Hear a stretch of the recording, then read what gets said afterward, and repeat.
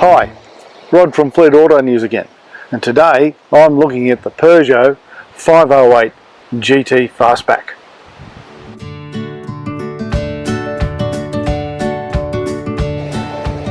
Take a look at the 508. It's something of a rarity these days. It's a car, a sedan. It's not an SUV, it's not a four-wheel drive, and it's not a ute, which seems to be the mainstay of everything in the market these days. It's a proper car. The look of it, it's low slung, it's sleek, aggressive. I think it's a very attractive motor car. Very, very nice. But look how low it is. I can reach over. Try doing that in an SUV. Try to wash an SUV. It's hard as. But this is a proper, exciting, sexy looking car. And one, in driving, I can tell you, it's very nice.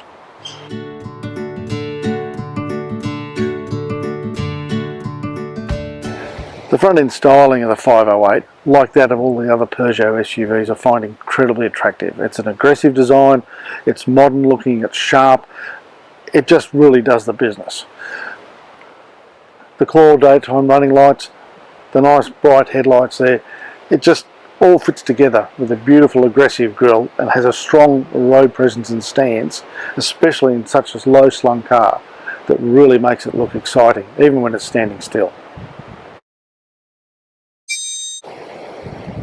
The 508 from the rear looks just as good. It's a beautiful, sleek liftback design. It's beautiful and it's practical. Because when you open it up at the back, all this lovely big boot area inside. With the rear seats up, it's 487 litres. And with them folded down, a tick over 1500 litres of space, in case you've been to Bunnings.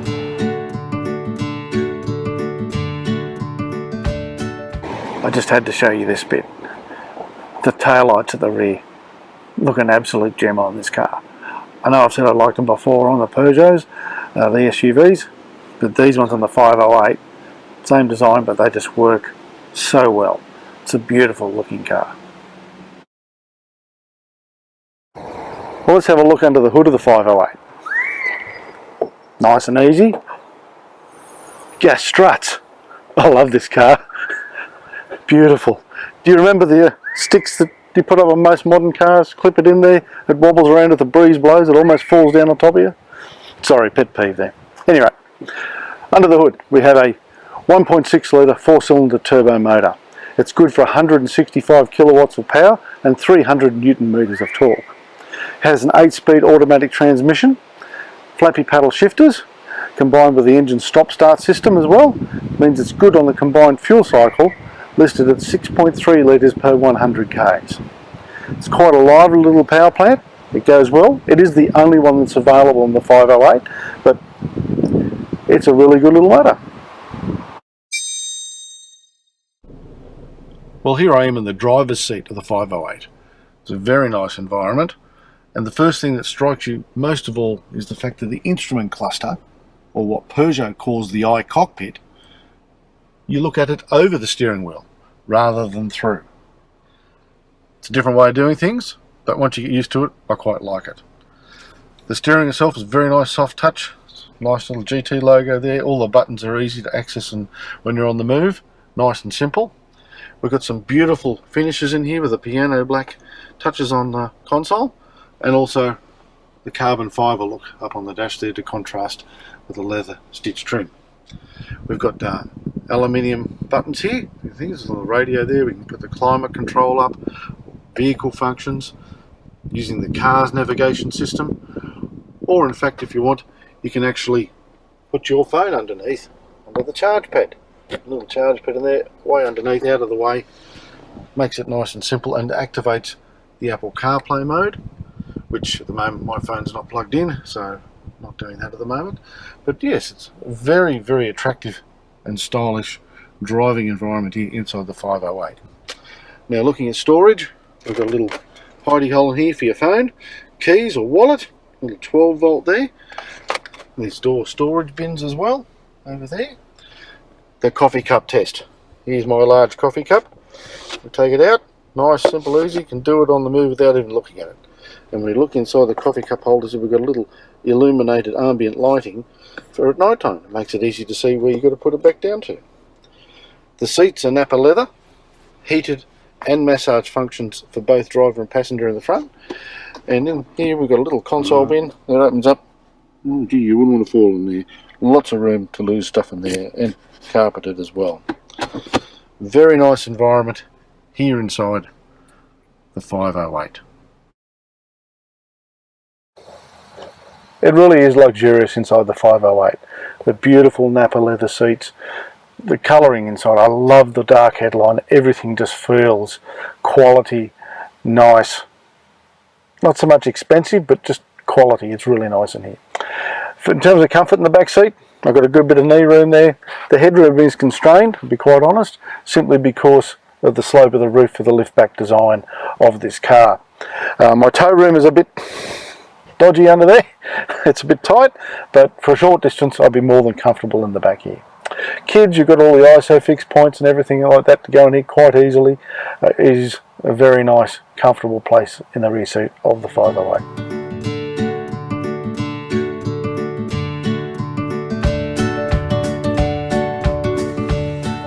It's not only beautiful, this car, it's also practical.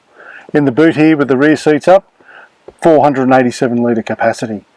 Over on your left there's a little 12 volt outlet, handy for things like a car fridge or similar. And on the other side there's a little bag handle as well to hang a shopping bag if you've been to Woolies or Coles, etc. But let's say you bought something that's a little bit long and awkward and won't fit in. Well, in here you pull down this little ski port and hello, nice long path for that long handled item to come through. Still not enough room, it's a bit bigger. Down comes one side of the seats, more space. And then, if it's still not enough, it all folds down for a very large area, giving a capacity of 1,537 litres. Versatile, practical and beautiful. That's the 508. I've driven the 508 for several days now. Around town, open road, my favourite bit of twisty road, but we won't tell you where that is. But it is really nice and comfortable drive. Beautiful steering, it's very sharp and precise. You turn the wheel, the car's there, it's brilliant. The suspension, ride control through the active suspension, it just feels fantastic. It is nice, comfortable, yet very reassuring. It absolutely sticks like you know what to a blanket. Engine performance, she gets up and goes rather well, the 1.6 turbo, and you've got sport mode and economy mode and that on the transmission to choose from, as well as using the flappy paddles to pick whichever gear you want it to be in. Would I enjoy driving this car all the time? Yes, I would. It's very comfortable. Whether you're out on the open road, as I said, everyday commuting as a daily driver, this car will fit the bill for you. And it's so different to driving around in an SUV. The view from it, yes, you lower down, but I've still got brilliant vision out the front. A little bit constricted with the C-pillars at the back, but there's blind spot monitoring on the car to counter that. It's got the lane keep assist, radar cruise control, autonomous braking, all the safety features are there. It's going to give you a drive that's comfortable, practical, and will suit your everyday needs and a little bit of fun when you want it.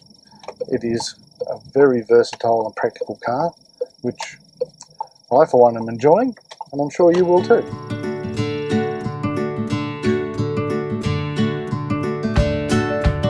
Well, I've really enjoyed driving the 508 GT Fastback. It's a great car. It looks great, it drives great, it goes great. It is really a nice motor car, and one that any person looking for a new novated lease for a sedan, especially a European sedan, would be more than happy to drive every day. It will put a smile on your dial. It's priced from a bit over $63,000 drive away, as you see it right here, right now. It is a great car to drive, and if you're looking at a sedan for your next novated lease, I'd recommend the Peugeot 508 GT Fastback. I'm Rod from Fleet Auto News. Thanks for watching.